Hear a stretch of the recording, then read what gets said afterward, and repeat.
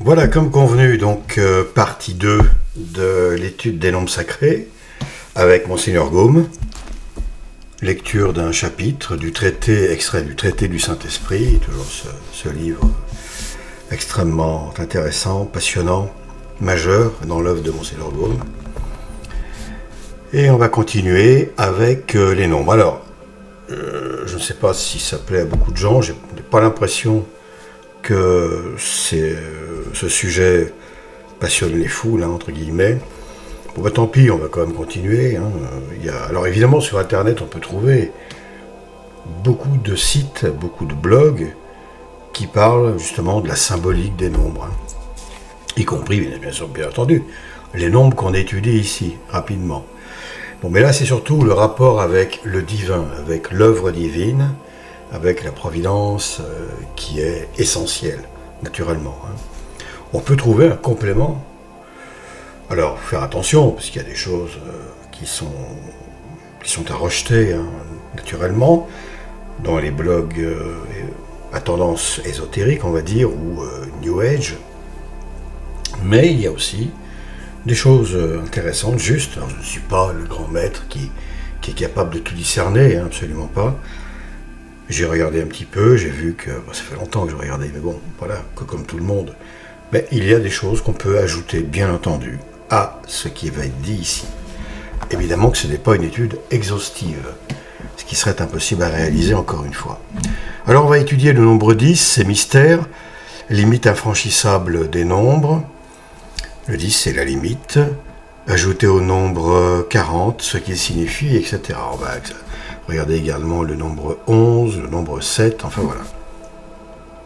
Si la vidéo est trop longue, si la lecture est trop longue, eh bien on coupera ce chapitre en deux parties, naturellement, hein, pour ne pas dissuader ou décourager d'entrée de jeu des gens qui voient une heure et demie, oulala, c'est trop long, je n'ai pas que ça à faire, au revoir. Le nom, allons-y donc, Monseigneur Gaume nous dit, le nombre 40 représente le temps avec ses divisions, ses successions, ses pénibles labeurs et ses luttes incessantes. Juste une chose, une parenthèse, il y a de plus en plus de vidéos sur Internet, alors déjà en lecture automatique, soit avec une voix masculine, soit une féminine, quel que soit l'aspect plus ou moins agréable des voix, le gros problème, c'est que la lecture est très pénible à écouter. Au bout d'un certain temps, elle est robotique, elle est mécanique, malgré tout. Elle n'a pas d'âme. Cette répétition du ton de voix est absolument... moi, ça m'excède, hein, c'est horripilant. Et pire encore, il n'y a pas de silence. Alors, le silence, déjà dans la langue française, et puis dans toutes les langues, marque la fin, normalement, marque la fin d'une phrase. Il n'est pas là pour rien, le silence. Il est chargé de beaucoup de choses, en réalité. Il permet déjà à l'auditeur d'intégrer ce qui vient d'être dit, d'avoir un certain temps pour digérer. On pense 7 fois plus vite qu'on ne parle, à quelque chose près. C'est pour ça que l'on dit, remue 7 fois ta langue dans ta bouche, etc., etc., avant de parler. Alors, ça permet à l'auditeur de digérer, peu ou prou, ce qui vient d'être dit dans la phrase. Ça permet de signaler que, voilà, on va passer à une autre phrase. Ça permet également au lecteur ou à l'auditeur de reprendre son souffle. Si bien que lorsque tout cela est supprimé, en plus avec une voix robotisée, encore une fois, quel que soit le côté sympa de la voix, entre guillemets sympa, c'est étouffant, on étouffe littéralement. Bon, au bout de 5-10 minutes, boum, j'arrête tout, ou même avant, c'est insupportable. C'est prendre des gens pour des abrutis. Alors, pourquoi enlever les silences? Pourquoi ce gain de temps absolument ridicule? Est-ce qu'il s'agit de gagner du temps, déjà? Du temps de vidéo? Est-ce que c'est parce que les gens ne supportent plus le silence, qui permet une introspection, etc., etc. Je ne comprends pas, donc voilà. Enfin, en tout cas, je trouve ces vidéos Bah, inaudible, personnellement, hein. Maintenant il y en a peut-être qui aiment. Hein. Personnellement, c'est inaudible, c'est ridicule, et il y a un petit côté, bon bah je me fous de vous, quoi. Voilà. Sans aucun problème. Non. On doit absolument respecter la façon de parler. Est-ce que dans la vie de tous les jours, est-ce que lorsqu'on s'adresse à quelqu'un, on déblatère comme ça, sans arrêt, pendant un quart d'heure, des mots, des phrases, sans interruption? Est-ce que dans le quotidien, dans le naturel humain, on parle comme ça aux gens? Évidemment que non. Si c'était le cas, ça serait absolument impossible de communiquer. Inaudible, infernal. Bon, on voit bien là encore une déshumanisation globale. Hein. Ça fait partie du truc. Voilà. L'homme est de plus en plus mécanique, machine, abruti aussi. Hein. Voilà. C'est la fin, n'importe comment, de cette humanité. Je n'y reviens pas. Il y aurait tellement de choses à dire aujourd'hui sur la situation qu'on sera encore là dans une semaine. On perdrait 5 kilos, parce qu'on ne mangerait pas, enfin, on partirait tous en courant, parce que je vous saoulerais très rapidement, mais il y aurait tellement de choses à dire, que je ne veux même pas en parler. Voilà. La chute libre continue. On va à la guerre mondiale, bien évidemment, au nucléaire. Enfin, j'en ai déjà parlé il y a des mois. J'ai fait une vidéo sur ce sujet, où je suis certain, et je persiste et je signe, que tout cela est fait en vue d'un conflit global et très costaud pour supprimer un maximum d'individus. Aujourd'hui, il ne s'agit plus de guerre, mais de massacre, de génocide, de tout ce qu'on veut. Voilà.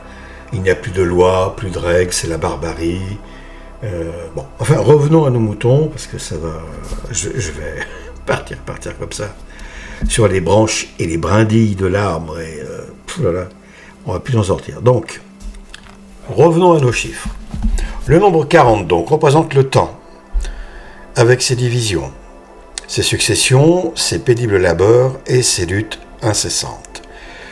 Mais le temps n'est que le commencement de la vie, et pour le chrétien, le vestibule de l'éternité bienheureuse. Quel nombre viendra rappeler à l'homme cette vérité consolante? Eh bien, le nombre 10, ajouté au nombre 40. Pas plus que les autres calculs sacrés, cette addition n'a rien d'arbitraire. Les plus grands génies en ont reconnu la profonde justesse.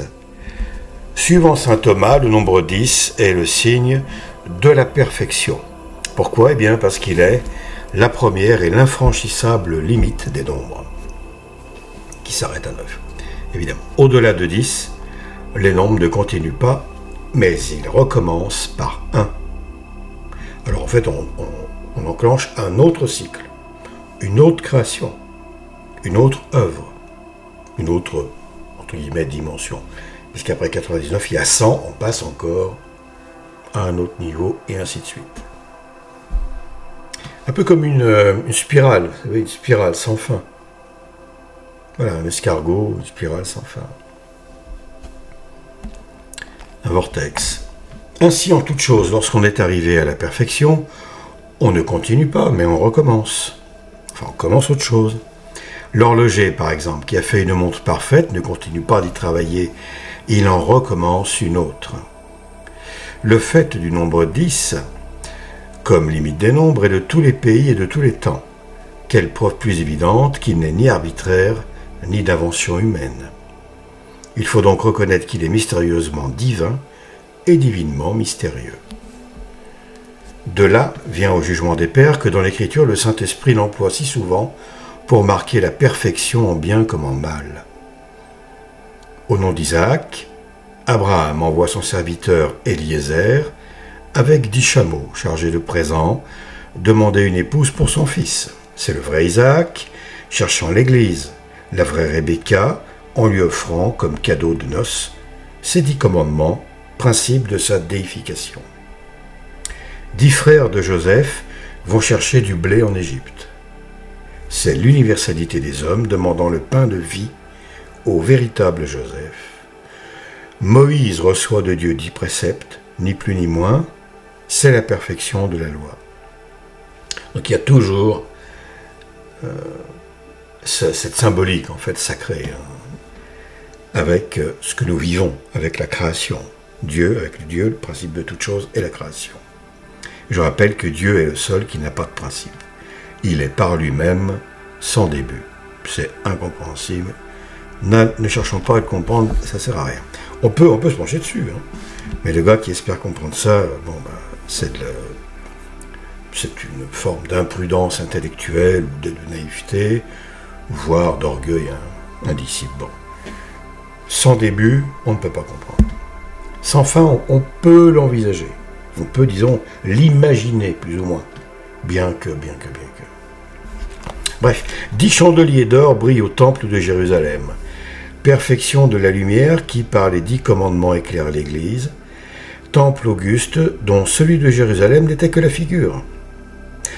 Le psalterion de David à 10 cordes. Perfection de la louange. La musique, les chants, etc. Il y a des saints qui s'élevaient en musique. Il leur fallait de la musique, les âmes saintes, pour, bon, comme tremplin pour s'élever vers Dieu.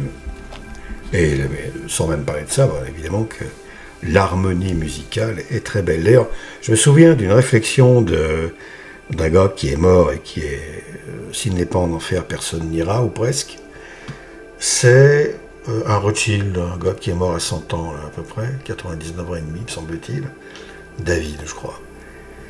Il y a quelques temps de ça, je ne veux pas regarder sur Internet, ça ne sert à rien. Il disait, je me souviens l'avoir entendu ou lu, que à quoi ça sert la musique? Ça sert absolument à rien. C'est caractéristique de certains psychopathes, pas tous.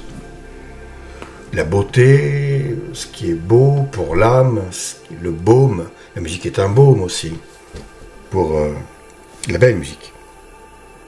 Je ne parle pas du hard rock, enfin du métal, je sais pas quoi, de ces rock extrêmement violents, sataniques, desquels concert on sort complètement agivré, plein de haine et de violence en soi, en quelque sorte, parce que là, les démons, ils s'amusent, alors clairement.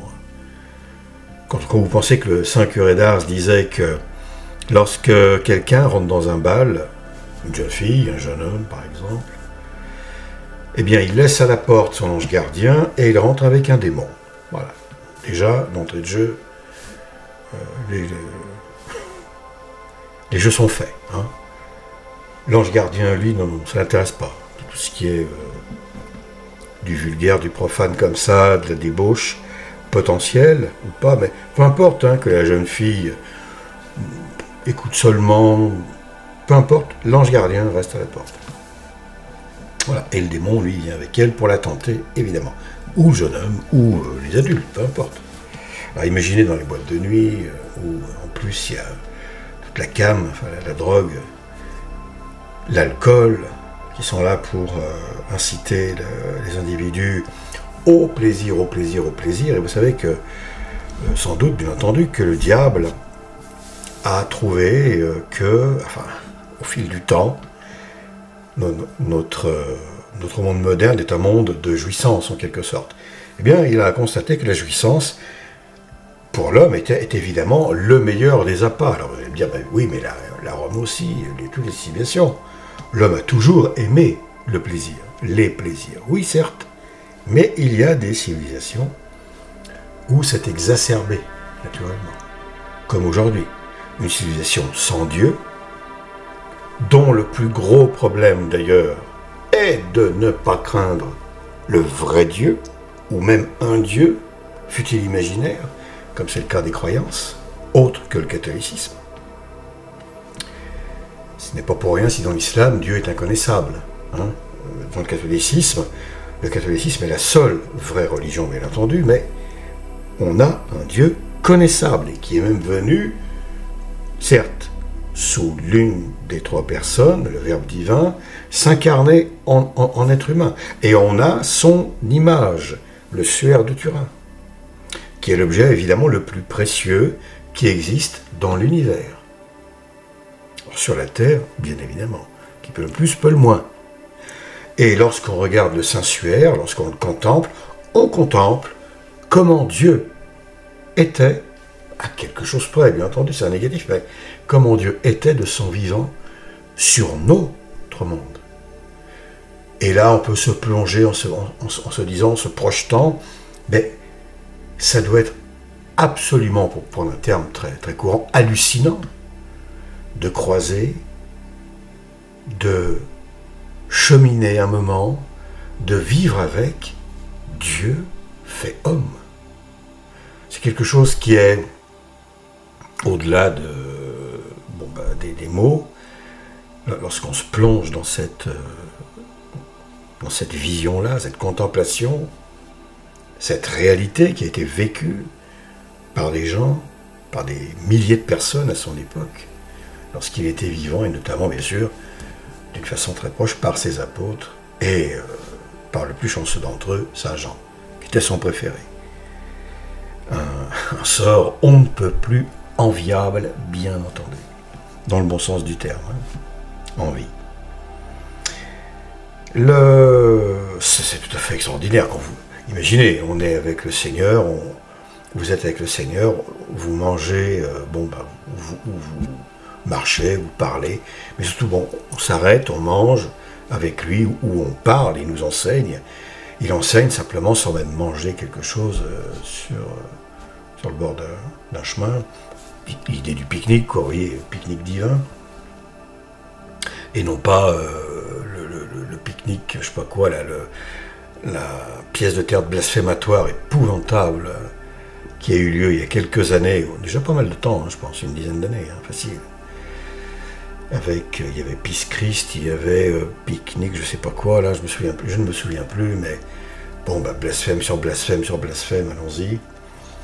C'est pour ça aussi que la France est dans un état merveilleux. France qui n'existe plus, qui est morte depuis belle lurette, morte et bien morte, et qui ne pourrait éventuellement se relever de ses cendres, qu'évidemment, par la grâce de Dieu, lorsque le Seigneur reviendrait. Mais ça, c'est encore autre chose, et moi, je ne crois pas du tout à une nouvelle période merveilleuse, avec la France et l'Église, tout ça. On ne recommence pas, non. C'est joué. On est à la fin du monde, c'est tout.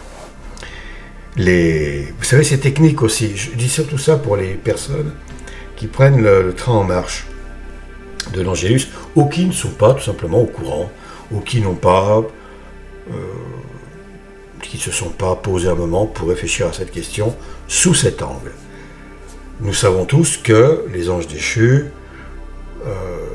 ont constitué environ un tiers des anges créés. Bon, c'est des milliards d'anges, à n'en pas douter, qui ont chuté. Ces milliards d'anges ont tous été projetés dans les airs et sous la terre. Les plus terribles étant sous la terre. Ceux qui ont été libérés avec leur maître pour se déchaîner actuellement en cette période de fin du monde qui a été initiée, on va dire officiellement entre guillemets, à Vatican II. Il y a environ donc 60 ans, à quelque chose près. Donc, depuis 60 ans, on a tous les démons sur les reins, sur le dos. On voit les résultats.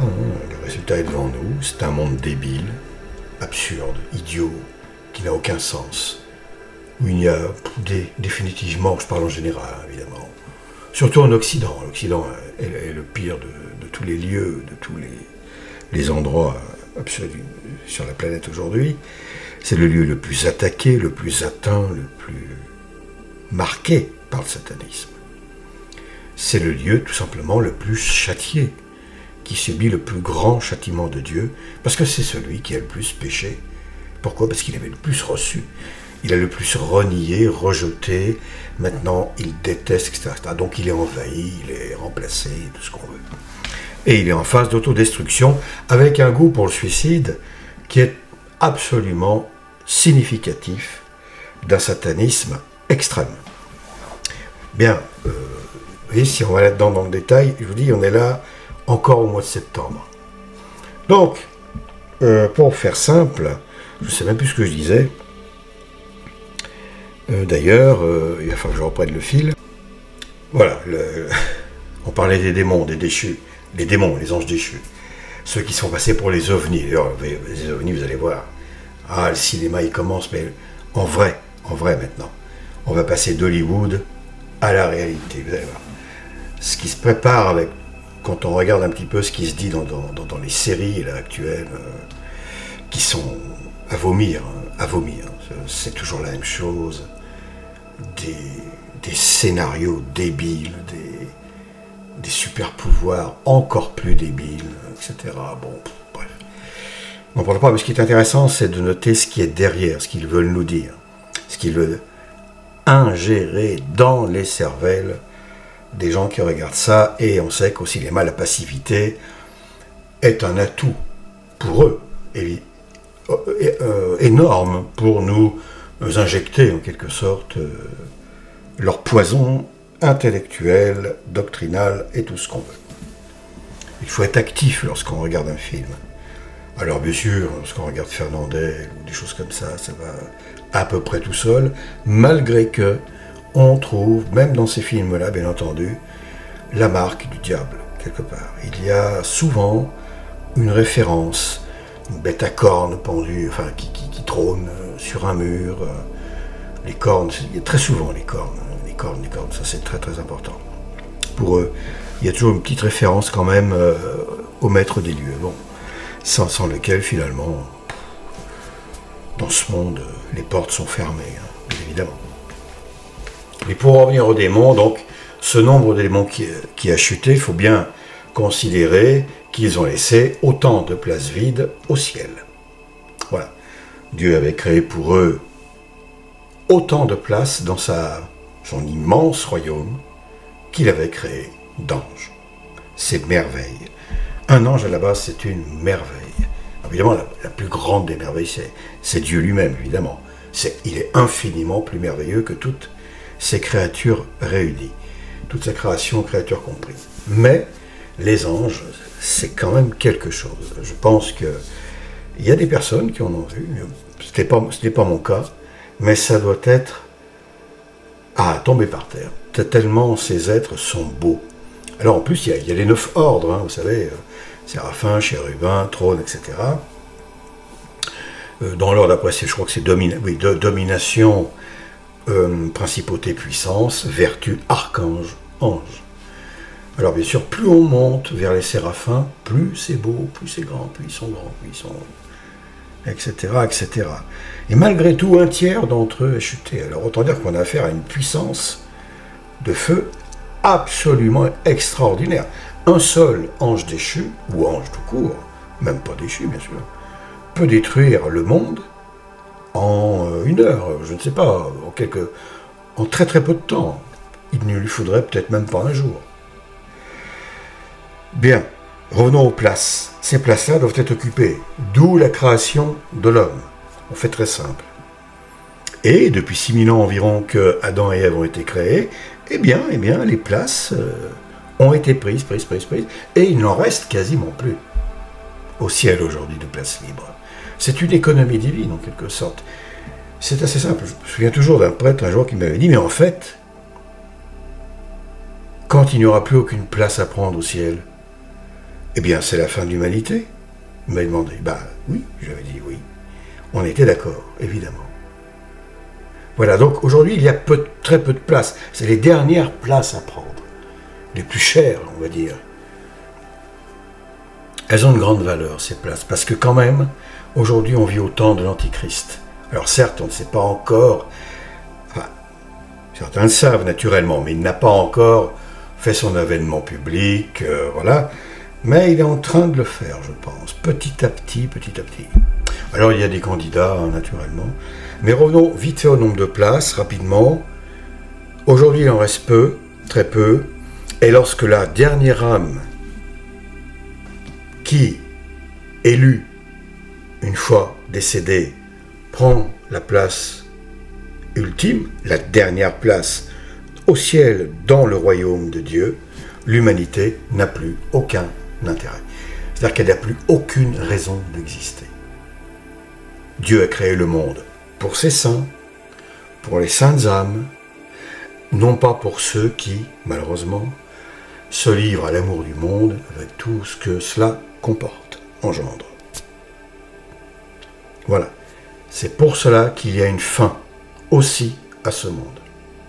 toute chose créée a une fin, sauf l'âme humaine, sauf les esprits angéliques, qui eux sont créés avec un début, naturellement, mais pour exister toujours, non pas éternellement, qui encore une fois consiste en pas de début, pas de fin, mais perpétuellement, qui signifie avec un début, sans fin. Voilà. Sainte Marie d'Agreda dit entre autres que lorsque Dieu crée l'homme à l'image, à son image, ça signifie que l'immortalité de l'âme est à l'image de l'éternité divine en quelque sorte. Bon, c'est dans l'immortalité que l'homme trouve son image. Il ne s'agit pas d'une image physique. Dieu à l'origine, enfin, pas l'origine, il n'y a pas d'origine, il n'y a pas de début, mais Dieu est pur esprit. Il a pris un corps d'homme, le Verbe éternel, le Fils, a pris un corps d'homme, le plus beau de tous les corps naturellement, ça c'est certain, la plus grande majesté, quand on voit le visage qu'il a sur le suaire à 33 ans, c'est quelque chose de ce visage, cette divinité explose, enfin elle rayonne. Lorsqu'on regarde les choses avec humilité, et j'insiste, n'importe qui devrait regarder ce suaire comme il faut. Musulmans, hindous, athées, évidemment chrétiens. Et se dire, mais c'est pas possible. J'ai entendu un témoignage récemment d'une jeune femme, un témoignage remarquable qui, elle, n'a pas été, grâce au ciel, grâce évidemment à la providence, elle a reçu une grâce extraordinaire, ne s'est pas convertie de l'islam au catholicisme en méditant sur le suaire, mais en regardant le film La Passion de Mel Gibson. Elle s'est dit, mais c'est lui, mais c'est Dieu, c'est évident, ça ne peut être que lui. Et elle s'était prise du Christ à ce moment-là, enfin c'est extraordinaire, c'est merveilleux, une conversion extraordinaire. Je ne sais plus où j'ai vu ça récemment, il y a une semaine environ. Quelle merveille pour cette femme, quelle grâce elle a reçue, vous vous rendez compte. Bon, voilà, alors on a tous vécu des choses plus ou moins comme ça, peut-être, hein, voilà. On a tous notre histoire qui nous a amenés à la clairière des vérités, qui nous a sortis de la jungle des doctrines de mensonges, là où on patauge dans un marais glauque, bourré de crapauds, tout ce qu'on veut, de limaces. Ce sont toutes les hérésies, les hérétiques, les pièges, les mensonges, tout ce qu'on veut, etc. Et nous-mêmes, qui avons besoin d'être forgés. Voilà. De l'acier, du fer brut, ou de l'acier, peu importe, eh bien, le Seigneur aime façonner une belle œuvre avec nos âmes. Voilà pourquoi on arrive à la fin du monde. Et pourquoi il y a une fin à ce monde, contrairement à ce que beaucoup, la très grande majorité des gens pensent en parlant de « oui, alors qu'est-ce qu'il en sera dans 3 générations ?» Il y a belle lurette que l'humanité n'existera plus. C'est qu'on aura vécu le jugement dernier, qui s'annonce quelque chose d'absolument terrible. Impensable, cette affaire-là. Bref, revenons à nos moutons, qui sont chiffrés, qui sont marqués par un nombre. Alors où en étais-je, comme d'habitude? Voilà. 10 chandeliers d'or, 10 lépreux se présentent. Alors, le psaltérion, la musique, voilà, je suis parti sur la musique, je crois. De David à 10 cordes, perfection de la louange. 10 lépreux se présentent à notre Seigneur, c'est tout le genre humain malade, implorant sa guérison. Voilà, toujours le 10. Lorsqu'on voit 10 dans l'Écriture sainte, alors là, attention, on fait référence à la totalité. Donc, à travers les 10 lépreux, eh bien, c'est nous tous qui, malades, pas forcément d'une grippounette ou de je ne sais quoi, malades de l'âme, ou même, oui, physiquement aussi, pourquoi pas, demandons grâce auprès de Dieu, demandons son aide sans lequel on ne peut rien de bien. Seul, sans Dieu, on peut beaucoup de mal. Le prince de l'Évangile distribue 10 pièces de monnaie à ses serviteurs pour les faire valoir pendant son absence. 10 commandements sont donnés à tous les hommes pour les pratiquer et arriver à la perfection. La bête de l'Apocalypse a 10 cornes, symbole de sa terrible puissance, et 10 diadèmes sur la tête, signe de l'immense étendue de son empire. Oui, et on peut rajouter 10 diadèmes, signe de l'immense étendue de sa richesse, de sa fortune. Ce n'est pas pour rien si aujourd'hui, eh bien, on est dans une phase de, non seulement dépopulation, mais de dépropriétisation. Le but, l'objectif, aujourd'hui, entre autres, l'un des objectifs, est d'abolir la propriété privée, ni plus ni moins. Ce qui est un droit régalien, entre guillemets, divin. Tout homme a le droit à posséder dans sa vie terrestre un bien qui lui est propre. Un morceau de terre, un toit, ou une grotte, peu importe, en pierre, en bois, on s'en fiche, mais quelque chose qui lui appartient, un abri, un nid, etc. C'est un bien intrinsèque à l'existence, à la nature de l'homme. Là, quand on pense à ces hypocrites de francs-maçons, etc., avec leurs droits de l'homme, hein, qui sont qu'hypocrisie, mensonge, et ainsi de suite, qui vantent l'homme qui se libère de Dieu, de la loi de Dieu, de la volonté de Dieu, de l'amour de Dieu, qui aimerait que ses enfants lui obéissent. Et à travers liberté, blablabla, c'est allez-y, faites tout ce que vous voulez, oubliez Dieu. On y est en plein là. Là, franchement, jamais l'humanité n'a été aussi loin de toute idée de Dieu. Jamais. Même avant le déluge, les gens avaient une idée de Dieu. C'était bien moins grave qu'aujourd'hui. Bien moins grave. Aujourd'hui, il y a un nihilisme qui conduit au suicide. Il ne faut pas se leurrer. Ce nihilisme, je parle toujours en général, naturellement, est conducteur et vecteur de suicide, assisté ou pas, et puis de meurtre. On tue l'autre parce que la vie est haïssable, parce qu'on déteste la vie en fait. La guerre qui se passe là, dans la tête de l'Occident, la Russie elle se défend, entre autres. Je ne suis pas en train encore d'idéaliser qui que ce soit. Je sais très bien que plus haut que, j'ai déjà dit, il y a des forces, les plus hautes forces diaboliques, et il y a Satan tout au-dessus, qui lui joue sur les 2 tableaux, les 4, les 3 tableaux, tout ce qu'on veut, les 10 tableaux. Mais l'objectif est de faire, comme je l'ai dit il y a des mois, de constituer 2 gros blocs. Alors aujourd'hui, ça se dessine, OTAN contre BRICS. Voilà, c'est le futur match Wimbledon, tout ce que vous voulez. OTAN vs BRICS. Finale de Coupe du Monde. Hein, ouais. Bon.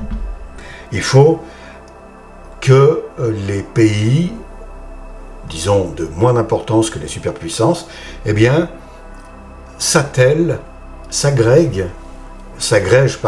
à tel énorme groupe ou tel autre. Qu'importe. À la limite, qu'importe. Lequel, ils s'en fichent en haut lieu. Pas vraiment, mais enfin, ça n'a pas une importance capitale. Il aimerait bien, par exemple, que plein de pays, comme l'Argentine, le Brésil, etc., enfin, le Brésil, il y est déjà, je crois, l'Argentine, il y en a plein, je ne me souviens plus, qui aimeraient intégrer les BRICS, dont les leaders sont évidemment Russie et Chine, avec Afrique du Sud derrière, il y a l'Arabie Saoudite qui veut, etc., tout ça, et on n'y aille pas, parce qu'ils perdent de l'influence financière, économique, politique, tout ce qu'on veut, géopolitique. Mais, qu'importe. À la limite, pour le diable, qu'importe, ce qui est important, c'est qu'il n'y ait plus quasiment que 2 énormes blocs, qu'il y ait des ersatz, des petits restes, des miettes, sans être péjoratif, ni condescendant, ni insultant pour de petits pays, qu'importe pour le démon. Et que ces 2 blocs s'affrontent en un gigantesque cataclysme qui les annihile tous les 2, qui en fait fait table rase de ce qui existait en quelque sorte, des nations d'avant, du monde d'avant, pour qu'émerge son monde à lui, son monde infernal, sa tyrannie impitoyable, sous couvert, bien entendu, de « je vous sauve, on repart, on reconstruit, je vous redonne un avenir », etc. Mais il aura tout pris. Il est en train d'ailleurs de tout reprendre, la dette. Ce système magique de création d'argent ex nihilo et de remboursement avec intérêt, c'est ça le truc. C'est avec intérêt qui tue le monde, qui a tué le monde financièrement. Parce que là, on est en esclavage, comme on va dire, même jamais l'humanité n'a été mise en esclavage. C'est terrible. C'est cette dette. Mais avec intérêt, la dette, c'est rien en soi. Oui, ben on rembourse. Soit en carottes, en patates, en argent, qu'importe, mais on rembourse. Mais avec intérêt, on ne peut pas rembourser. Donc il faut réemprunter. Ah, mais vous réempruntez encore avec intérêt. Et plus on réemprunte, et plus on doit. Et aujourd'hui, on doit tellement qu'on ne peut plus rien rembourser. Par conséquent, ils vont tout reprendre. Ils vont tout prendre en disant, vous nous devez tout, là, maintenant. Alors, déjà que l'État se fait colocataire des propriétaires en France, cette merveilleuse république bananière judéo-maçonnico-satanique, eh bien, ils sont en train de se faire les colocataires, donc de dire, voilà, vous me payez un loyer. Avant, vous croyiez que la terre vous appartenait, non, payez un loyer maintenant. Et puis je vais grignoter. Comme toujours, les taxes, elles n'ont jamais baissé, elles ont toujours augmenté. Et ainsi de suite. C'est une nouvelle taxation, en quelque sorte. Mais là, ils ont franchi un quanta. Et puis après, ils vont s'attaquer aux enfants. Ils sont déjà en train de le faire. Je ne veux pas aborder ce sujet. Bien entendu, il faut absolument regarder Son of Freedom. C'est disponible, on le trouve. Mais je ne veux pas m'attarder là-dessus parce que là, je partirai trop loin, je vais vous lasser. Non. Et puis, c'est un autre sujet à part. Je pourrais peut-être faire une vidéo, mais à quoi bon? C'est tellement l'horreur. Ça c'est le sommet du péché. Voilà. On arrive... Mais c'est très important, je ferai peut-être quelque chose parce que à travers l'attaque frontale menée contre l'enfance, et plus l'enfant est jeune, plus ce que je vais dire est vrai, on s'attaque à la pureté d'une âme créée par Dieu, dans laquelle la Sainte Trinité a une petite maison. Sa petite maison. Il s'attaque donc directement à la Sainte Trinité, avant même, dans l'intention, avant même de s'attaquer à l'enfant. Après, il y a les avantages, évidemment, avec ce qu'on appelle communément l'adrénochrome, mais enfin, je m'arrête là. Donc, ils veulent tout prendre. L'argent, c'est quasiment fait. 9-10 millions environ de Français aujourd'hui sont pauvres ou très très pauvres. Et c'est un chiffre minimum, toujours pareil. Combien de dizaines de millions sont au bord de la rupture? Bon, financièrement, déjà, on est fauché. Économiquement, le pays est quasiment ruiné. Il reste 3 coiffeurs, 2 boulangeries et une usine pour fabriquer... voilà, non, évidemment, j'exagère un tantinet, mais l'industrie française, a pris une gifle, une mandale, comme on dit, elle s'en remettra pas, là. Elle ne s'en remettra pas. D'ailleurs, ils ne veulent pas qu'elle s'en remette. C'est volontaire, bien entendu, sous couvert de blablabla, gna Covid et tout ça. Bon, le virus n'a jamais existé, il n'existera pas. Par contre, il y a autre chose qui va arriver bientôt. Ils vont nous larguer par chemtrail ou je ne sais pas quoi, peu importe, ils ont tous les moyens, mais le chemtrail, c'est très bien. C'est très pratique pour eux. Et à ce propos, je regarde des émissions, j'aime bien voir la Terre Sainte. Alors, il y a pas mal d'émissions très, très simples sur Israël, où on voit Jérusalem, Nazareth, etc., les lieux saints. Voilà, on se dit là, le Seigneur a marché, etc., etc. Et je n'ai jamais vu un seul chemtrail dans le ciel d'Israël. Jamais. Je ne dis pas qu'il n'y en a jamais, je n'en ai jamais vu dans les dizaines de vidéos dont je dispose. Pareil, par exemple, pour la Patagonie. en Argentine, vers Bariloche, etc., qui sont des coins absolument fabuleux, eh bien, je n'ai jamais vu un chemtrail là-bas. Ni au-dessus des déserts, d'ailleurs. C'est comme par hasard, toujours au-dessus des agglomérations. Et puis surtout en Occident, là où il y a le plus d'individus. Hein? Voilà. Donc voilà, dépossession de tout. Les 10 diadèmes, ça veut dire qu'il va tout reprendre. Le diable va tout reprendre avec ses suppôts, et ils vont tout donner sur un plateau en or à qui? Ben, à l'Antéchrist. L'Antéchrist doit tout recevoir en hommage à ce qu'il prétendra être plus que Dieu. C'est pour ça que les 10 rois actuellement, ils ont tous les suppôts qui sont derrière les individus, généralement derrière les individus, les marionnettes au pouvoir, qui sont les VRP finalement de Satan, eh bien, balancent des lois complètement dingues, débiles, iniques, pour déposséder l'humanité de tout ce qu'elle a construit à la sueur de son front. Ils vont tout reprendre. Ils sont en train de tout reprendre, ou de tout détruire, ce qu'ils ne peuvent pas reprendre. Et le démon, on sait, leur donnera des... ça c'est sans doute, une fois que l'Antéchrist aura fait son avènement, leur indiquera les lieux où il y a des trésors, sous les océans. Les trésors, il y en a des milliers, là, des endroits où les bateaux ont coulé, chargés d'or, de pierres précieuses, etc., etc. Sous la terre, enfin bon. Donc, l'Idiadème, signe de l'immense étendue de son empire et de sa richesse quasi, enfin, totale, quoi.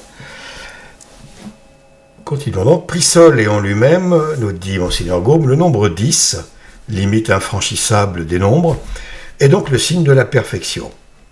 Si on l'ajoute au nombre 40, il conserve la même signification, mais elle devient plus évidente et s'applique à un ordre de choses encore plus élevé.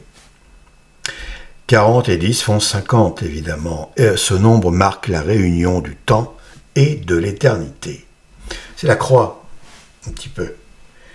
L'axe du temps horizontal, donc la partie de la croix que le Christ a portée et qui lui a arraché la peau de l'épaule gauche, je crois, jusqu'à ce qu'on voit l'os et qui donc frottait l'os, les os des nerfs, tout.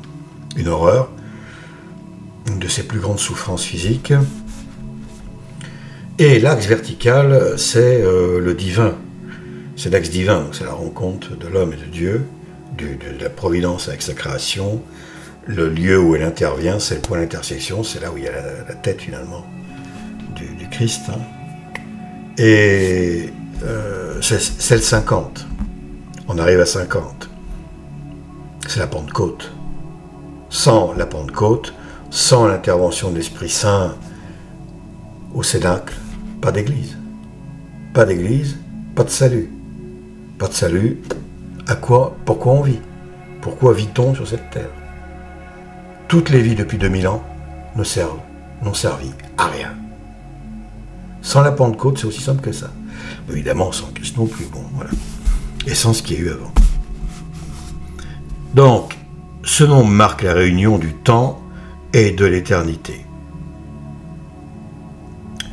L'interaction, l'intersection, la rencontre, et de laquelle rencontre, comment dire, des fruits de cette rencontre. Voilà. La production de cette rencontre. Laissons parler saint Augustin. Le nombre 40 est la mesure du temps, époque de sueur, de larmes, de travail, de souffrance et de douloureux pèlerinages dans le désert de la vie. Mais, nous dit encore saint Augustin, lorsque nous aurons bien accompli le nombre 40, en marchant dans la voie des 10 commandements, nous recevrons le denier promis aux bons ouvriers. Ainsi, au nombre 40 bien rempli, ajoutez la récompense du denier, composé de 10, et vous aurez le nombre 50. Ce sont les grâces de Dieu. C'est la mystérieuse figure de l'Église du ciel où Dieu sera loué sans interruption au siècle des siècles. Ces hymnes éternels, ces joies pures que nul ne pourra nous ravir, nous n'en jouissons pas encore. Néanmoins, nous en prenons un avant-goût, lorsque pendant les 50 jours qui suivent la résurrection du Sauveur, nous nous abstenons de jeûner et faisons retentir partout le joyeux Alléluia. Toute l'Écriture confirme, reprend Monseigneur Gaume, de la manière la plus éclatante l'explication de l'illustre docteur Saint Augustin. L'arche séjour de tout ce qui doit échapper à la mort. À 50 coudées de large est le tabernacle, l'image de l'Église par laquelle seront sauvés tous les élus, à 50 anneaux pour fermer les courtines de pourpre qui l'enveloppent. Alors attention, image, l'Église par laquelle seront sauvés tous les élus, ça ne veut pas dire que tous ceux qui sont dans l'Église seront sauvés, on est bien d'accord. Ça signifie qu'on ne peut pas être sauvé en dehors de l'Église. Hors de l'Église, il n'y a pas de salut. Au moment de leur départ, les Hébreux captifs en Égypte immolent l'agneau pascal. Ils marchent 40 jours dans le désert et après 10 jours de halte au pied du Sinaï, par conséquent 50 jours après leur délivrance, ils reçoivent la loi de crainte révérencieuse naturellement, pas la loi de trouille bleue, on se met à plat ventre, blablabla, un peu comme... bref. Par conséquent, 50 jours après leur délivrance, ils reçoivent la loi de crainte écrite par Dieu lui-même, sur des tables de pierre et apportée de la montagne par Moïse. Arrive la nouvelle alliance. Là, le Fils de Dieu, le véritable agneau pascal, est immolé. Et 50 jours après, la loi de charité est donnée au monde par le Saint-Esprit lui-même, qu'il écrit dans les cœurs. Donc 50 jours, évidemment, c'est après Pâques. C'est à partir de Pâques, on compte 50 jours. La Pentecôte, c'est-à-dire la cinquantaine judaïque, gage de bonheur pour la synagogue. La Pentecôte chrétienne, gage de bonheur pour l'Église. Et l'une comme l'autre figure et gage du bonheur de la Jérusalem future. Cette mystérieuse concordance des nombres ravit d'admiration le grand évêque d'Hippone, toujours Saint Augustin, qui nous dit « Qui ne préférerait, s'écrie-t-il, la joie que causent les mystères de ces nombres sacrés lorsqu'ils resplendissent de l'éclat de la sainte doctrine à tous les empires du monde, même les plus florissants. Ne vous semble-t-il pas que les deux testaments, comme les deux séraphins du tabernacle, chantent éternellement les louanges du Très-Haut et se répondent en disant « Saint, Saint, Saint est le Seigneur des armées ». Je reviens juste sur une phrase ici. Le Fils de Dieu, le véritable agneau pascal, est immolé à ce moment-là, et 50 jours après, la loi de charité, donc d'amour pour ceux qui ne savent pas trop ce que c'est que la charité, d'abord l'amour pour Dieu, que l'on doit aimer plus que tout, plus que soi-même, ensuite l'amour pour soi-même, puisque Dieu nous aime, et sans s'aimer soi-même, on ne peut pas aimer les autres, ni Dieu, et ensuite l'amour pour autrui, comme l'on s'aime soi-même. Donc, reprenons.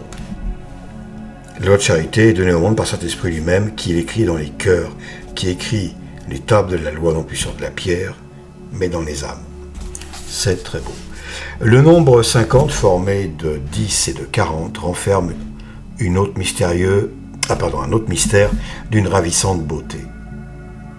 Comme dit encore saint Augustin, le Rédempteur du monde ordonne aux apôtres de jeter leur filet à la droite de la barque. Alors ils obéissent et ils ramènent 153 gros poissons. Encore un coup, pourquoi ce nombre et non pas un autre? Quelle en est la signification? Car il en a une, attendu qu'il est déterminé par la sagesse infinie.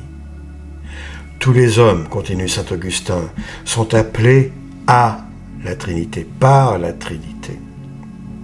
Sont appelés à réintégrer, à intégrer en fait le sein de Dieu d'où ils ont été créés. Tous les hommes, vous vous rendez compte, dans l'état où on est aujourd'hui, je parle encore une fois en général, comme on trahit Dieu, comme on le délaisse, on l'ignore, on l'outrage, et ainsi de suite, on le torture, quoi. C'est épouvantable. Alors que son amour, il est là. Alors, il n'aime pas les gens, il n'aime pas tout le monde de la même manière, bien entendu, il faut arrêter avec ça. J'ai déjà dit et je répète, l'amour qu'a Dieu pour la Sainte Vierge n'est pas le même que pour un tortureur de bébés et blablabla, adrénochrome et compagnie, cannibale, c'est bien évident. Bon. Pour prendre quelque part les deux extrêmes. Tous les hommes, continue saint Augustin, sont appelés donc par la Trinité afin de vivre saintement le temps de la vie, représenté par le nombre 40, encore une fois, et de recevoir après la récompense marquée par le nombre 10, le denier donc. Or, le nombre 50, multiplié par 3, forme 150. Ajoutez le divin multiplicateur, donc les 3 personnes de la très sainte Trinité, 3 divines personnes, et nous obtenons 153, qui est le nombre des poissons trouvés dans le filet, nombre parfait qui comprend la totalité des saints. Donc on multiplie 50 par la Trinité, 150, plus la Trinité, 153. Tels sont les nombres ou les proportions géométriques d'après lesquelles a été faite et dans lesquelles est renfermée la plus grande œuvre de Dieu, le salut du genre humain. Voilà la plus grande œuvre de Dieu, c'est le salut du genre humain. Mais par quels moyens les hommes parviennent-ils au salut? Ces moyens reposent-ils sur des nombres? Alors à ce moment-là, quels sont ces nombres? Tout le monde connaît la parole du Verbe rédempteur qui nous a dit, si vous voulez entrer dans la vie, gardez les commandements. C'est l'obéissance, en fait, qui prouve notre amour pour Dieu. Obéir au Père, c'est la preuve qu'un enfant aime son Père. La meilleure des preuves. Dire je t'aime, c'est facile. Obéir, c'est difficile. Pas n'importe quoi, naturellement, lorsqu'il s'agit de l'être humain, mais pour Dieu, c'est obéir à tout, puisque Dieu est parfait. Or, les commandements sont au nombre de 10. Pour être du nombre des élus, il faut donc se tenir dans le nombre 10. Comme dans un château fort, c'est-à-dire que les 10 commandements doivent être la limite de nos pensées et de nos actions. Mais de lui-même, l'homme ne peut accomplir les 10 commandements. Il a besoin de la grâce, elle lui est indispensable. Qui la donne? Eh bien sûr, l'Esprit aux 7 dons, le Saint-Esprit. Ainsi, pour faire un saint, il faut 2 choses, les 10 commandements et les 7 dons du Saint-Esprit. Le salut repose donc sur le nombre 10 et sur le nombre 7. Est-il étonnant que le chef-d'œuvre de la sagesse infinie repose sur le nombre, puisque les plus humbles créatures, le moucheron, le brin d'herbe, ont été faits avec nombre, poids et mesure. Alors ce nombre 7, inutile de... Voilà, vous le savez, bien entendu, c'est un nombre très cher aux ennemis de Dieu, à la cité du mal. Ils aiment beaucoup. Ils singent tout, ils renversent, ils inversent. On vient de voir que le nombre 10 et le nombre 7 réunis forment et comprennent tous les élus, c'est-à-dire tous ceux qui accomplissent la loi avec l'aide du Saint-Esprit. Les 7 dons du Saint-Esprit, je rappelle, qui est à l'origine, en fait, sans doute la racine de l'importance du nombre 7. Saint Augustin le montre plus clairement encore.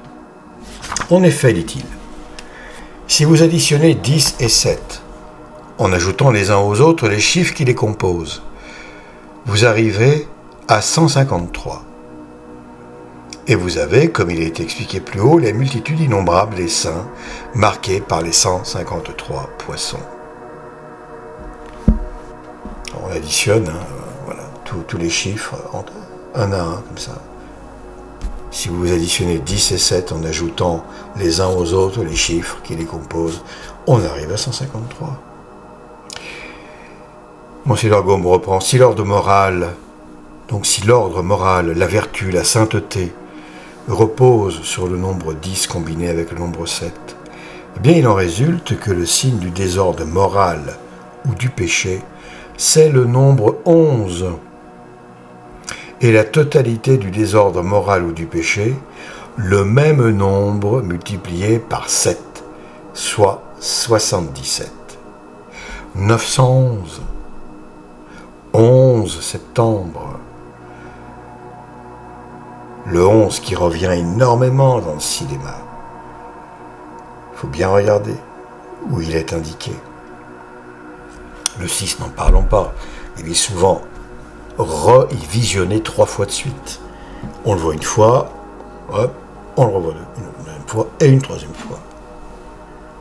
Tout est comme ça. Alors pourquoi le nombre 11? On va s'attarder un petit peu dessus. Expliquons ce nouveau théorème de la géométrie divine, puisque le nombre 10 marque la perfection de la vertu sur la terre et de la béatitude elle-même dans le ciel. Eh bien, le nombre 11 doit nécessairement indiquer le péché. Pourquoi? Bien, qu'est-ce en effet que le péché? C'est une transgression de la loi. C'est aller au-delà du 10, donc. Comme son nom le dit, la transgression a lieu lorsqu'on sort de la limite du devoir marqué par le nombre 10. Or, en sortant de 10, le premier nombre qu'on rencontre, eh bien c'est 11. C'est pas 12, 13, non, c'est 11. 1 et 1, 1 qui s'oppose à 1. Un Dieu imaginaire qui s'oppose au vrai Dieu. L'antéchrist qui s'oppose à quiconque se prend pour, sur cette terre, son Dieu en désobéissant au vrai Dieu, en n'en tenant pas compte, tout tralala, est dans le 11, en quelque sorte. Ça, c'est moi qui rajoute, hein. Bon, c'est Ergum qui vient de dire ça, évidemment. Aussi, dans l'Évangile, là, c'est lui, le nombre 11 n'est jamais multiplié par 10, mais par 7. Pourquoi n'est-il pas multiplié par 10? Eh bien parce que 10 est le signe de la perfection, et qu'il comprend la Trinité représentée par 3. 7 plus 3. Et l'homme représenté par 7, donc, voilà, à cause de l'âme, avec ses 3 facultés, et du corps, avec ses 4 éléments. Je répète. Alors, imaginez une lecture mécanique. Parce que tous ces trucs, lorsqu'on n'a pas l'habitude, bon, bah, il faut quand même être concentré, quoi. Donc, blablabla, toujours sur le même temps, et gna gna gna, virgule, slash, slash, épouvantable, sans silence, sans rien. Allez hop, on coupe, poubelle, puis, terminé, à la benne. Aussi, dans l'Évangile, le nombre 11 n'est jamais multiplié par 10, mais par 7. Pourquoi? Eh bien, parce que 10 est le signe de la perfection, et qu'il comprend la Trinité. Il l'intègre en lui-même, représenté par 3. Quant au 7 qui manque pour faire 10, ça vient de l'homme. L'homme représenté par 7 à cause de l'âme, avec ses 3 facultés, à l'âme, et son corps, avec ses 4 éléments. 4 plus 3, 7 plus 3, 10, voilà. Or, la transgression ne peut appartenir à la Trinité, évidemment. Contrairement à ce que prétendent les soufis, notamment le plus grand d'entre eux, j'en ai déjà parlé il y a longtemps dans d'autres vidéos, Moïdine Ibn Arabi, le cheikh El Akbar, le plus grand des maîtres, qui prétendait que Dieu avait 2 faces, une de ténèbres, une de lumière. Quand j'étais plongé dans la métaphysique, avant que le Seigneur m'amène eh bien, à sa vérité, j'y ai cru, parce que c'était logique. Sous un certain angle, c'était logique. Complètement faux. Le plus grand mensonge peut-être, mais logique. Méfions-nous de la logique. Attention, Monsieur Spock, vous n'avez pas toujours raison. Pour les amateurs de machin, je ne sais pas comment ça s'appelle. Le jeu Star Trek, je crois, voilà. Parce que alors on vante tout ça, vous savez, c'est comme la science infaillible et blablabla. Comme c'est bizarre, cette science infaillible qui remet sans arrêt en cause ce qu'elle a dit être valable à un moment donné. Oh tiens, il y a autre chose qui met ça un petit peu en défaut, puis voilà, non. Il y a l'infaillible, que Dieu, que sa vérité, que l'évangile, que le dogme catholique, etc.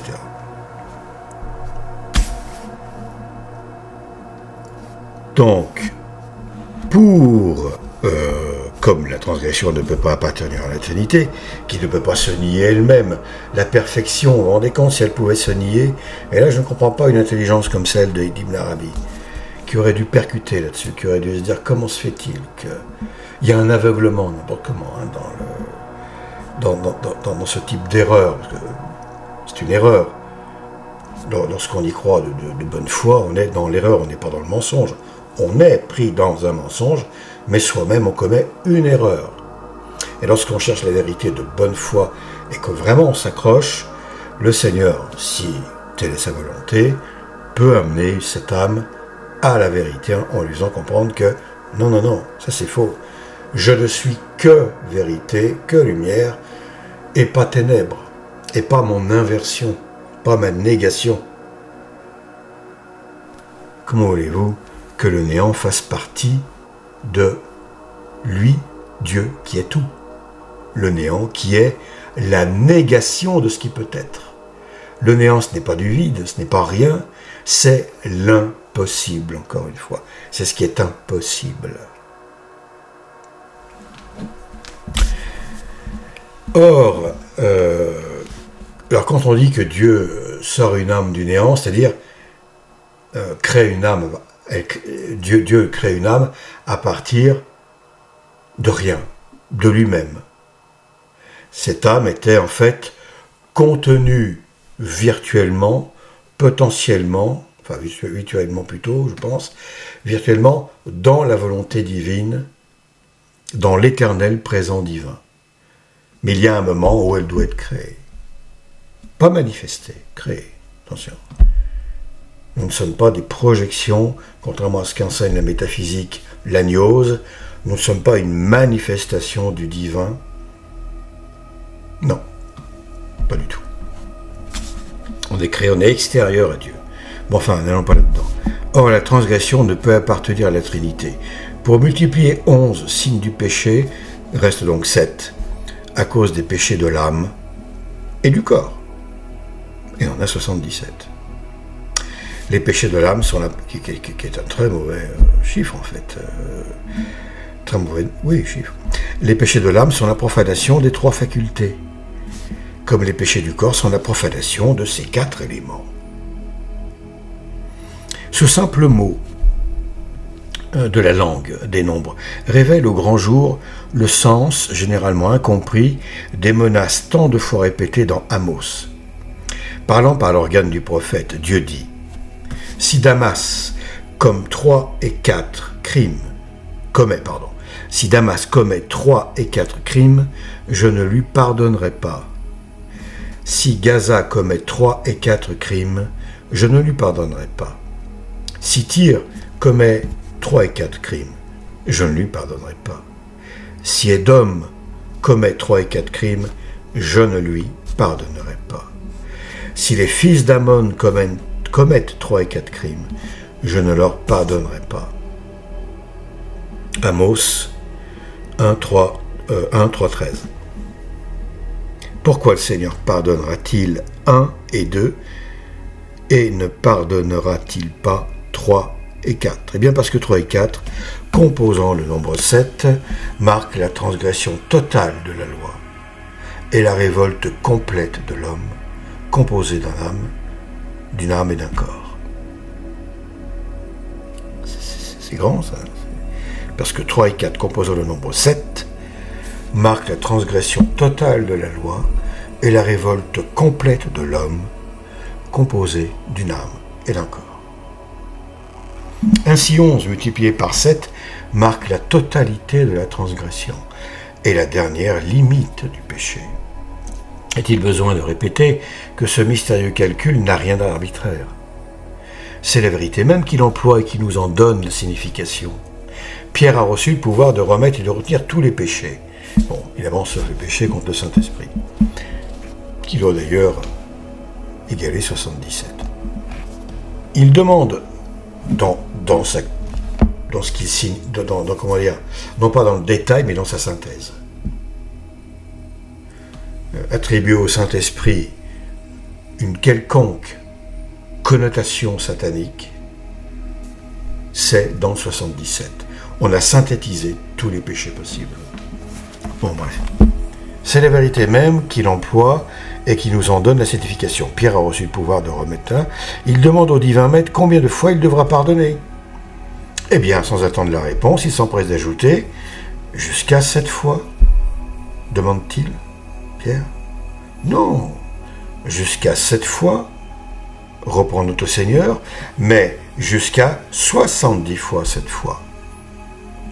Non pas jusqu'à 7 fois, mais jusqu'à 70 fois 7 fois. » Alors, à moins d'accuser la sagesse éternelle d'avoir parlé au hasard, il faut bien convenir que ce nombre a sa raison d'être.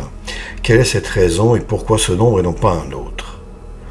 Moins eût été trop peu, plus eût été inutile.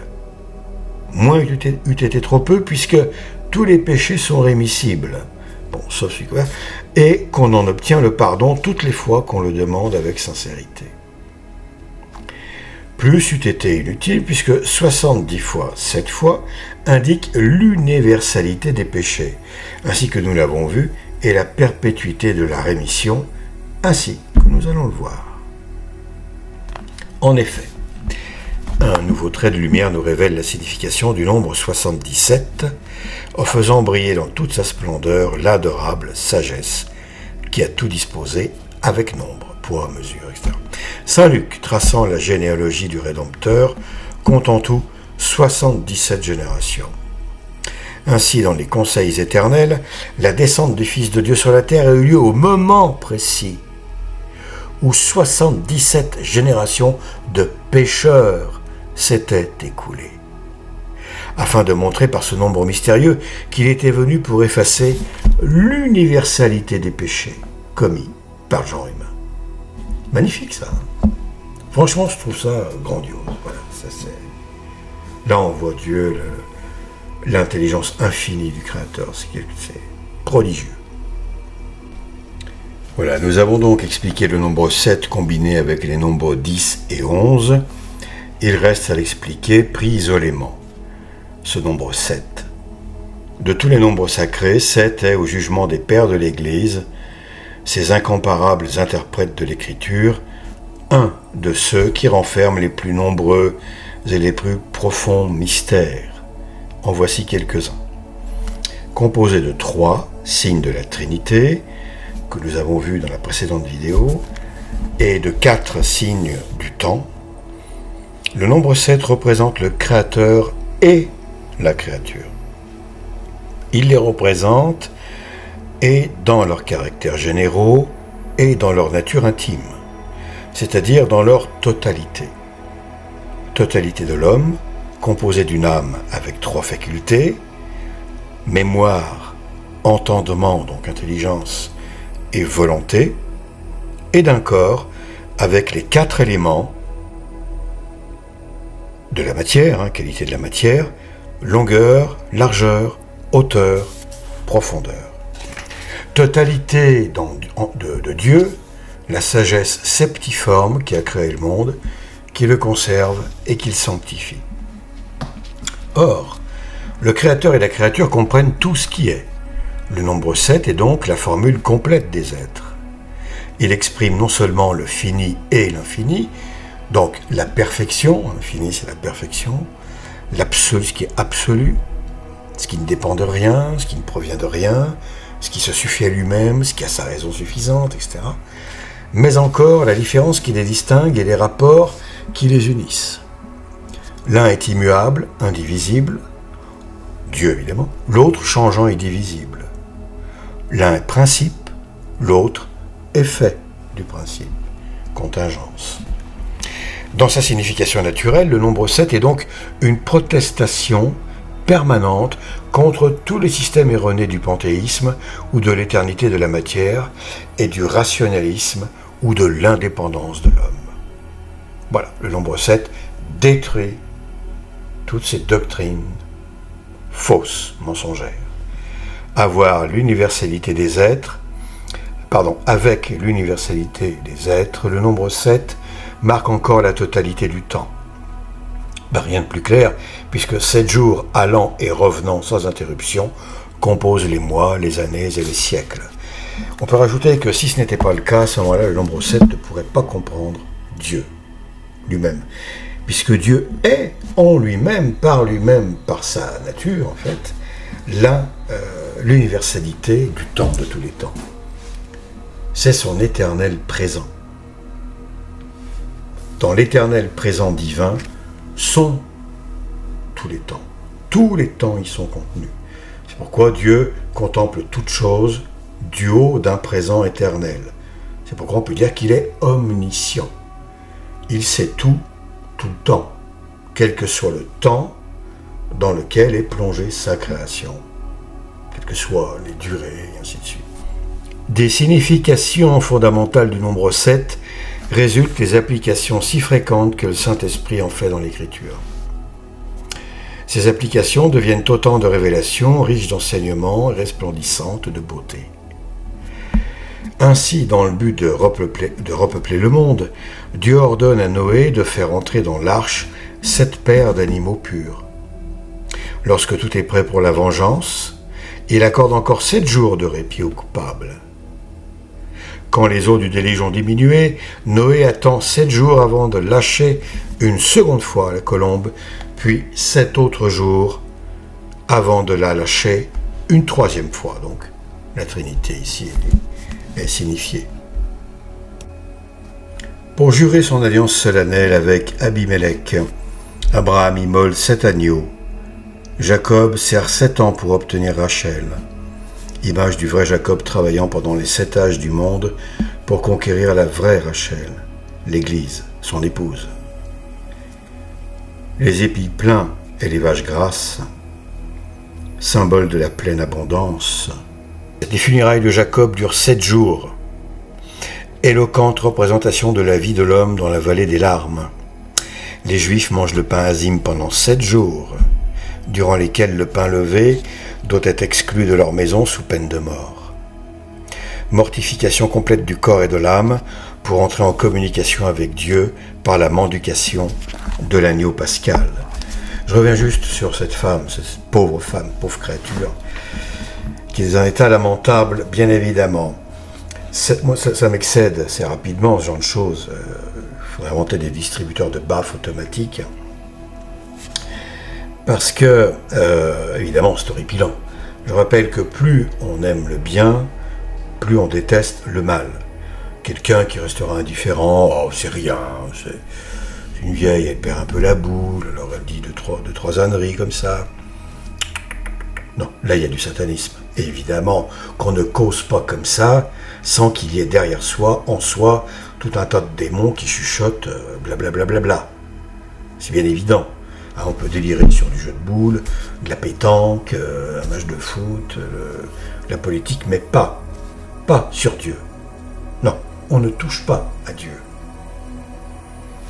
Jamais, jamais, jamais une plaisanterie sur Dieu, jamais on marche droit avec Dieu. On peut se moquer de tout, sauf de Dieu. Se moquer gentiment, j'entends. Hein.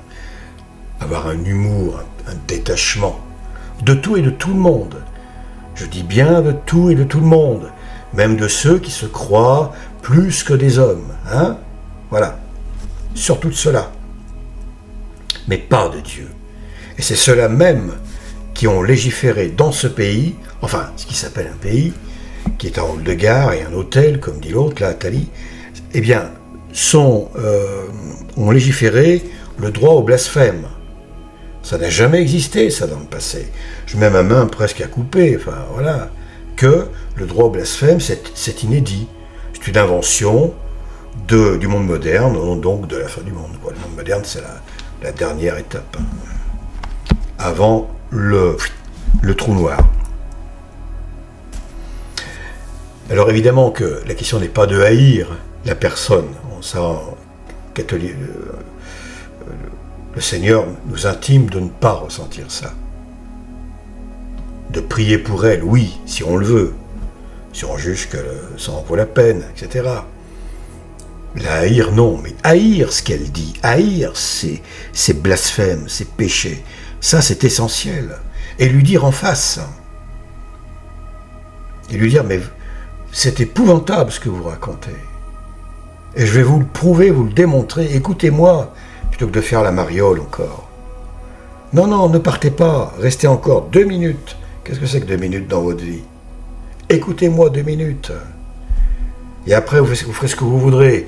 Si vous vous moquez de ce que je vais vous dire, qui est sensé, qui nous provient de la vérité, etc., de l'Église, tout ça, le feu du ciel sera sur votre tête, il y est déjà. Mais là, vous allez carrément sentir le roussi et les poils grillés. Ça va sentir le poulet. Hein.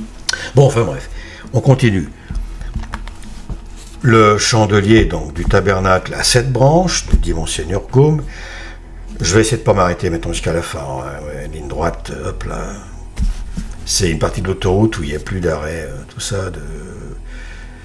Le chandelier du tabernacle à 7 branches, chaleur et lumière universelle de l'esprit aux 7 dons. Les mains des prêtres doivent être consacrées pendant 7 jours. Avant de recevoir la victime, l'autel doit être purifié pendant 7 jours et aspergé 7 fois. La purification des souillures dure 7 jours.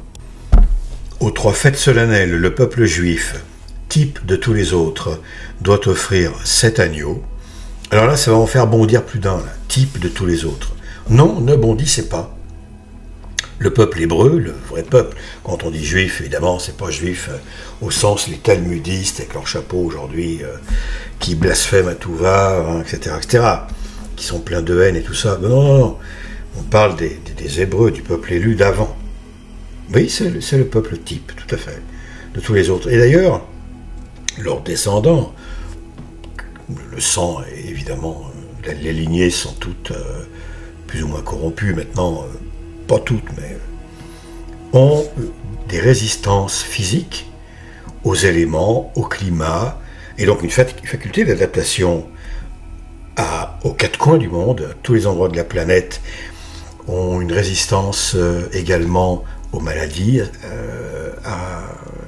aux affres de la vie, sur le plan physique, qui est unique. Il faut lire pour ça le chevalier Gougenot des Mousseaux, qui en apporte la preuve. Il avait la preuve, alors, avec des médecins, etc., des témoignages, hein, bien entendu. Non, c'est vrai. La haine, elle est inutile. La haine du mal, oui. La haine des gens, non. La haine du mal, alors ça, elle est vitale. La haine sainte. Après, évidemment, on a tous des limites sur le plan psychologique. Hein. Il est bien évident qu'on ne nous demande pas d'aimer tout le monde, blablabla. Toutes ces bêtises-là, guimauve. Non, ça n'existe pas. Après, évidemment, on a tous pour résumer, nos humeurs. Bon, 7 semaines d'année forment le jubilé. 7 nations ennemies occupent la terre promise. Ce n'est qu'après les avoir anéantis que les Juifs seront les paisibles possesseurs de la terre de bénédiction, belle figure des 7 péchés capitaux, dont la destruction peut seule nous mettre en possession de la paix, de la conscience et de la béatitude éternelle. Donc là, les péchés capitaux sont analogiquement comparés avec les 7 nations ennemies qui occupaient la terre promise au peuple hébreu, au peuple élu à l'époque, qui est déchu aujourd'hui. Sauf ceux qui, se disant entre guillemets juifs, sont devenus catholiques, bien entendu, mais vraiment catholiques, pas des marades. Si, comme on s'en serait douté, on en serait douté, pardon, le nombre 7 n'est pas employé arbitrairement dans les mystères de la vraie religion, il faut s'attendre à voir le démon s'en servir souvent dans les pratiques de son culte. Alors là, il y a une note. Les pythagoriciens, il y a beaucoup de notes, elles sont en latin, donc je les passe. Les pythagoriciens appelaient le nombre 7 le nombre vénérable. Pythagore, donc. Monsieur Varron nous apprend que nul autre n'était plus sacré que chez les païens, que le nombre 7.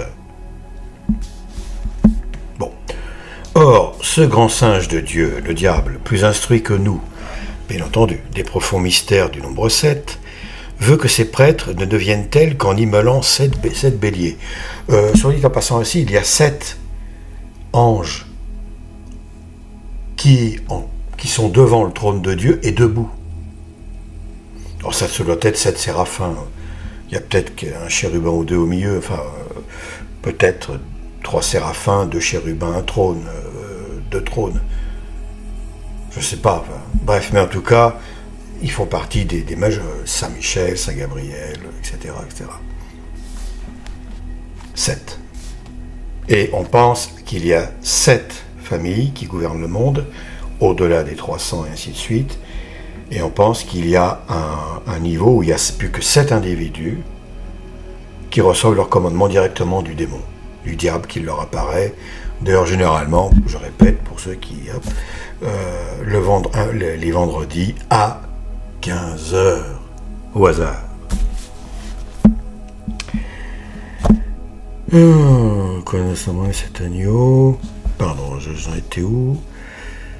Balaam, voilà. Donc, le grand singe, plus instruit, veut que ses prêtres ne deviennent tels qu'en immolant 7 béliers. Afin de réussir dans ses évocations, Balaam ordonne à Balak d'élever 7 autels. Et il veut pour victime 7 veaux et 7 agneaux.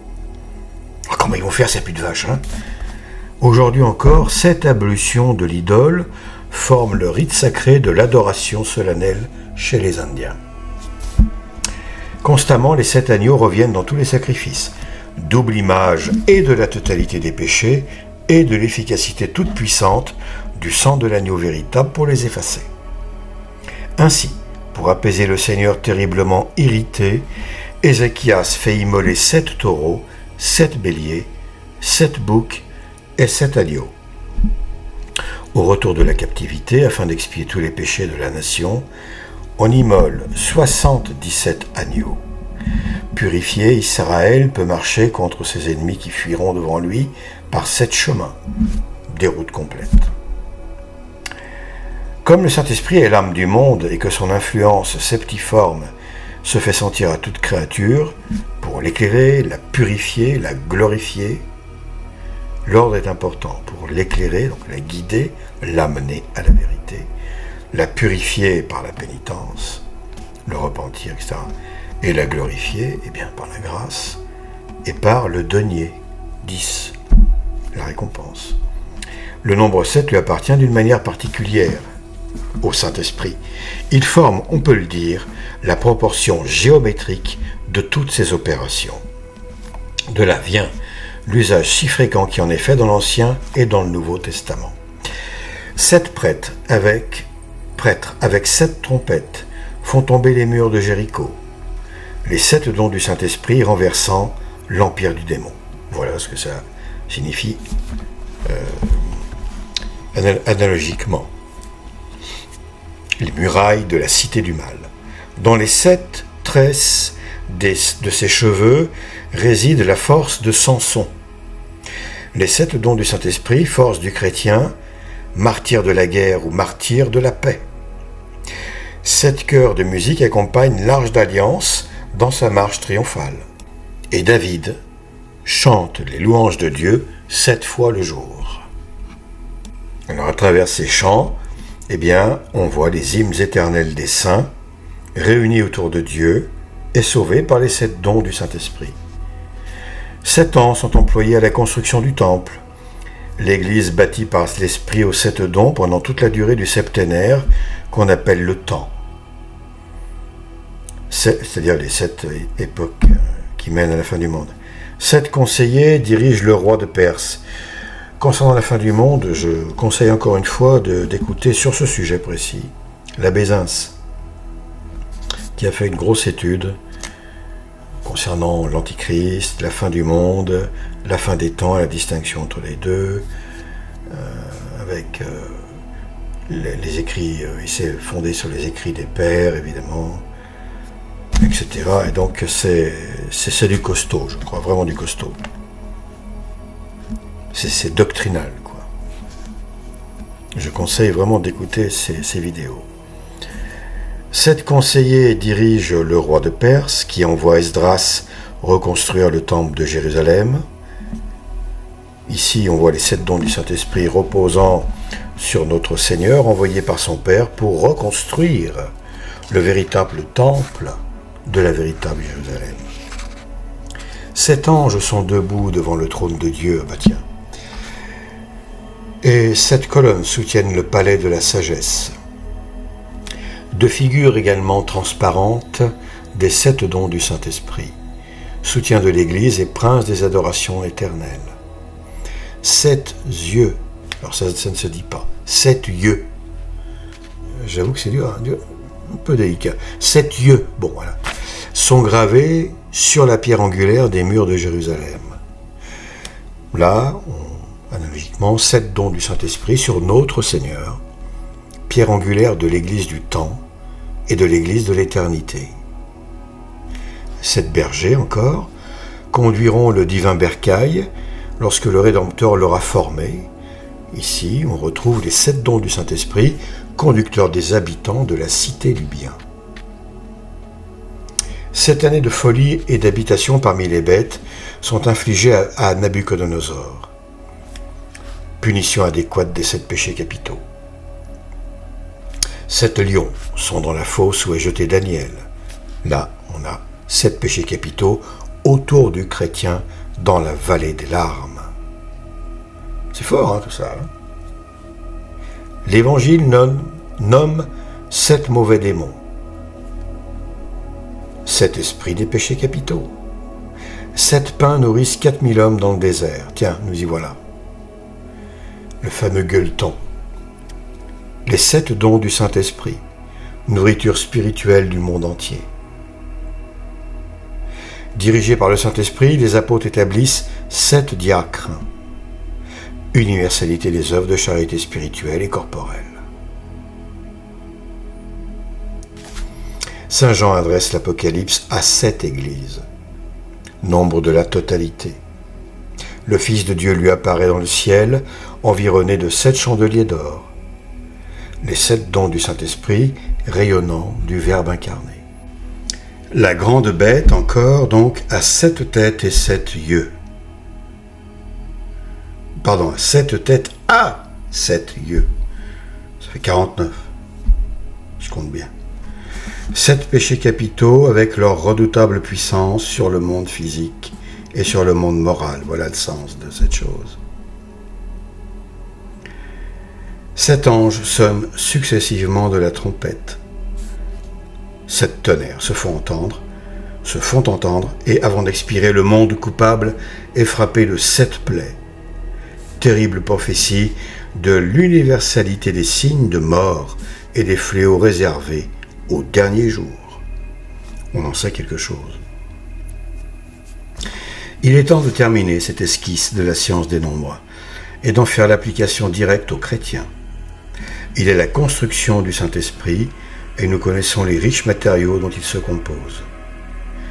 Dépendant d'un architecte infiniment habile, ces matériaux, nul n'en peut douter, ont été mis en œuvre d'après un plan préconçu. Tout plan repose sur des calculs, sur des proportions, par conséquent sur des nombres. Une pareille vérité est incontestable. D'une part, l'univers entier dépose qu'il a été fait avec nombre, donc témoigne.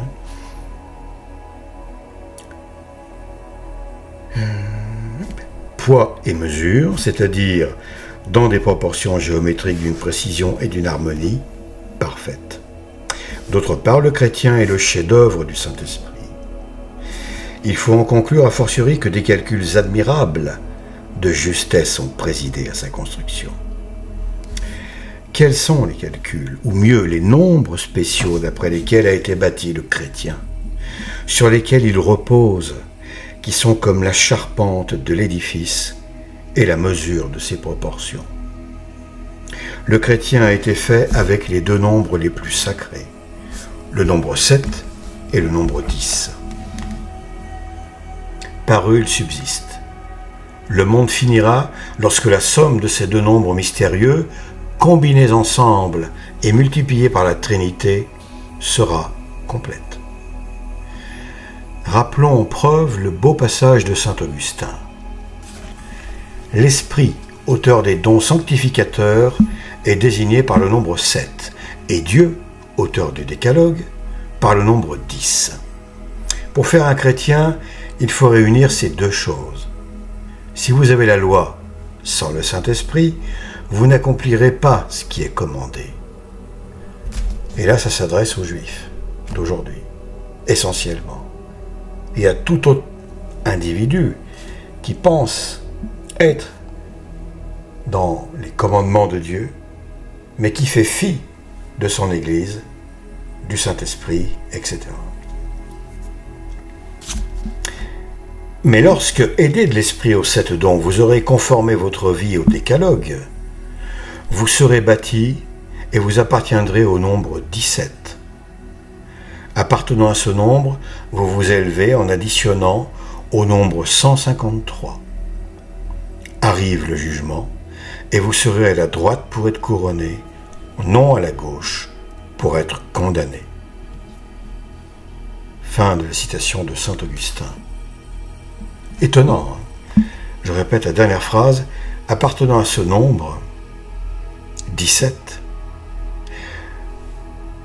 vous serez bâti, non, vous vous élevez en additionnant au nombre 153, ça donne combien? Eh bien, 170. On retombe sur 17, mais sous une autre forme, puisqu'il y a le 0 qui intervient. 17, 170. Une autre perfection. Là, je crois qu'il s'agit du paradis. On passe de l'homme, entre guillemets, parfait, le saint, la femme, évidemment, hein, bon, la sainteté, et ensuite cette sainteté est transcendée, 170, au ciel, pour l'éternité. Appartenant donc à ce nombre, vous vous élevez en additionnant au nombre 153. Arrive le jugement dernier, le jugement personnel, et vous serez à la droite pour être couronné au jugement dernier, général, non à la gauche comme les boucs, je rajoute les boucs, pour être condamné. À droite pour être couronné, non à gauche pour être condamné. C'est tout à fait extraordinaire tout de même tout ça. Voilà. Eh bien écoutez, j'espère que cette lecture, un peu longue, mais bon, si vous voulez, hein, voilà, il faut du temps pour les choses, hein, c'est comme ça, vous a plu. Et je vous propose de continuer, parce que je crois que ça vous a mis l'eau, enfin j'espère, que vous avez l'eau à la bouche, pour voir, mais de quoi on va nous parler, le chrétien, les nombres, etc. Et je vous propose de faire la lecture, dès que possible, du chapitre qui suit, où justement, on va voir cela en détail. Voilà, je vous dis à bientôt. Merci de votre écoute.